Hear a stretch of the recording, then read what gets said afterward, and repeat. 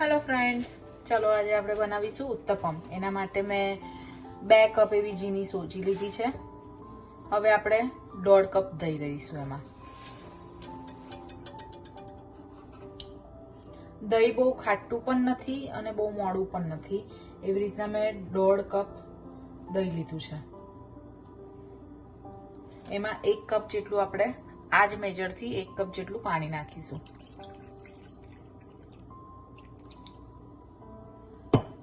હવે આપણે બધી વસ્તુને પ્રોપર મિક્સ કરી દઈશું। જરૂર લાગે ત્યારે પાણી એડ કરી દેવાનું।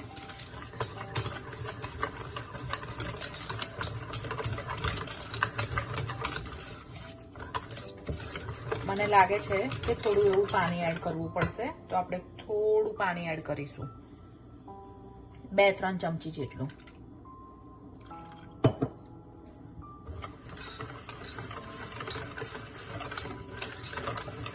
આ પરફેક્ટ છે। બસ આપણે આટલું ઠીક રાખવાનું છે, આનાથી જાડું પણ નથી રાખવાનું અને આનાથી પાતળું પણ નથી રાખવાનું। હવે આજે આપણે ઉત્તપમ બનાવીશું રેડ ચટણી સાથે। તો આપણે બેટરને થોડી વાર રેસ્ટ આપીશું, ત્યાં સુધી આપણે ચટણીની પ્રોસેસ કરીશું। ચાલો ફ્રેન્ડ, હવે આપણે બનાવીશું ચટણી। તો એના માટે મેં પહેલેથી તેલ ગરમ કરવા મૂકી દીધું છે। એમાં નાખીશું થોડા સિંગદાણા। સિંગદાણાને થોડા લાલ થાય ત્યાં સુધી શેકવાના છે। અને ચટણી બનાવવા માટે આપણને જરૂર પડશે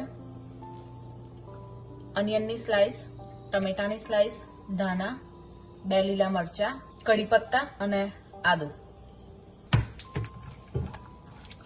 સિંગદાણા આપણા થઈ ગયા છે। હવે આપણે એમાં નાખીશું કડી પત્તા। કડી પત્તાની સાથે જ આપણે નાખીશું આદુ, ડુંગળી, ટામેટા, ધાણા અને લીલા મરચાં।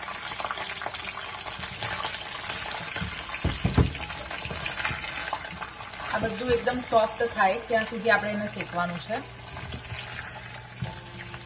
અને ટામેટું નાખ્યું છે એટલે આપણે સાથે જ અહીંયા મીઠું પણ નાખી દઈશું। સ્વાદ પ્રમાણે મીઠું એડ કરીશું અને એને બરાબર મિક્સ કરી દઈશું।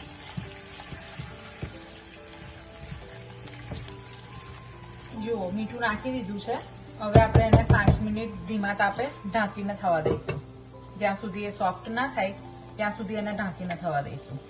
જુઓ ફ્રેન્ડ્સ, આપણે ઉત્તપમ માટે ડુંગળી, ટામેટા અને ધાણા ઝીણા સમારી લીધા છે।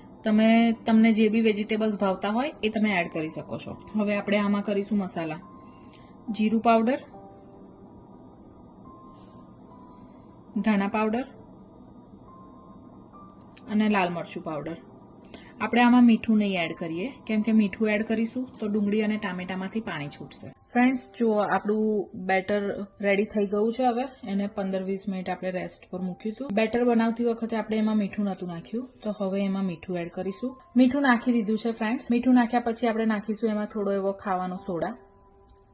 અને ખાવાના સોડાને એક્ટિવેટ કરવા માટે 1 ચમચી લીંબુનો રસ નાખીશું, જેનાથી ખાવાનો સોડા એક્ટિવેટ થઈ જશે।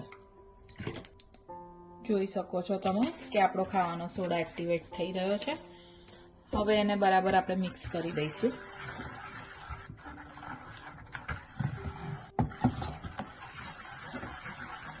બસ, હવે આપણું બેટર રેડી છે ઉત્તપમ બનવા માટે।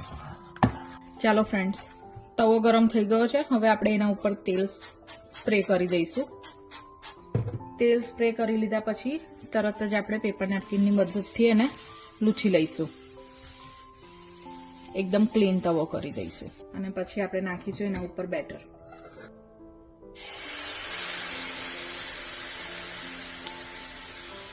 બસ, આ બેટર આપણે આટલું નાખીશું અને એની સાથે તરત જ આપણે જે વેજીટેબલ્સ કાપીને રાખ્યા છે એ નાખી દઈશું।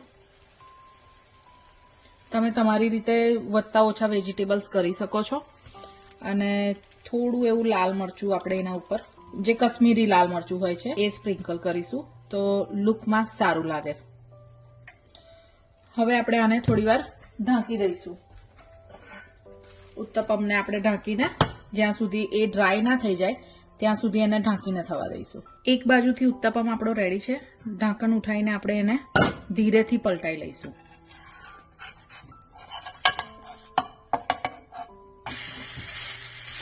જોઈ શકો છો તમે. બસ એને 2 સેકન્ડ માટે આવી રીતના થોડું પ્રેસ કરીને શેકી લેવાનું કે જેનાથી વેજીટેબલ્સમાં બી થોડી ક્રન્ચીનેસ આવી જાય અને એ પણ બીજી બાજુથી બી થોડું શેકાઈ જાય. પછી આપણે એને પ્લેટમાં કાઢી લઈશું. ફ્રેન્ડ્સ જુઓ, ચટણી આપણી ઠંડી થઈ ગઈ છે. તો હવે આપણે એને મિક્સીમાં લઈને પીસી લઈશું. હજુ મેં એમાં પાણી નથી નાખ્યું. જરૂર પડશે તો હું આમાં પાણી એડ કરીશ. હમણાં વગર પાણીએ જ હું પીસું છું. તો ચલો હવે આપણે એને પીસી લઈએ.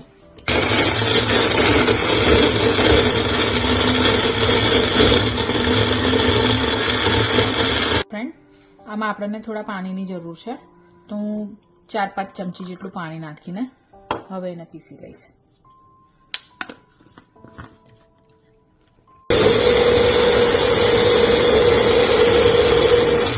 ચટણી આપણી પીસાઈને રેડી છે. હવે આપણે એમાં લગાવીશું તડકો. ફ્રેન્ડ્સ જુઓ, આપણી ચટણી બનીને તૈયાર છે. બસ હવે આપણે એને એક બાઉલમાં કાઢીને એના ઉપર રહી અને અડદની દાળનો વઘાર કરીશું. ચાલો ફ્રેન્ડ, હવે આપણે વઘાર કરીશું. તો એના માટે એક પેનમાં આપણે તેલ લઈ લઈશું. જુઓ ફ્રેન્ડ, તેલ આપણું ગરમ થઈ ગયું છે. એમાં આપણે નાખી દઈશું થોડી રહી. રહી ફૂટી જાય એટલે તરત જ આપણે એમાં નાખીશું મીઠા લીમડાના પાન. અને સાથે નાખીશું અડદની દાળ. અને લાસ્ટમાં આપણે નાખીશું 2-3 લાલ સૂકા મરચાં અને ગેસ બંધ કરી દઈશું. વઘાર આપણો તૈયાર છે. ખાલી કલર માટે થોડું લાલ મરચું. બસ વઘાર રેડી છે. જુઓ ફ્રેન્ડ, હવે આપણે આ વઘાર આપણો રેડી છે જે આપણે ચટણીમાં નાખી દઈશું અને એને મિક્સ કરી દઈશું. આપણી ચટણી રેડી છે. ફ્રેન્ડ્સ, આપણા ઉત્તપમ અને ચટણી બનીને તૈયાર છે. તમે જોઈ શકો છો, ચટણી એકદમ રેસ્ટોરન્ટ સ્ટાઇલ ચટણી બની છે અને ઉત્તપમ પણ આપણા એટલા જ સરસ સોફ્ટ બન્યા છે. તો તમે મારી આ રેસીપી એકવાર જરૂરથી બનાવજો અને મને કમેન્ટમાં જણાવજો કે તમને આ રેસીપી કેવી લાગી. અને પ્લીઝ મારી રેસીપી અને મારા વિડીયોઝ તમારા ફ્રેન્ડ્સ અને ફેમિલી સાથે પણ શેર કરજો. Thank you for watching.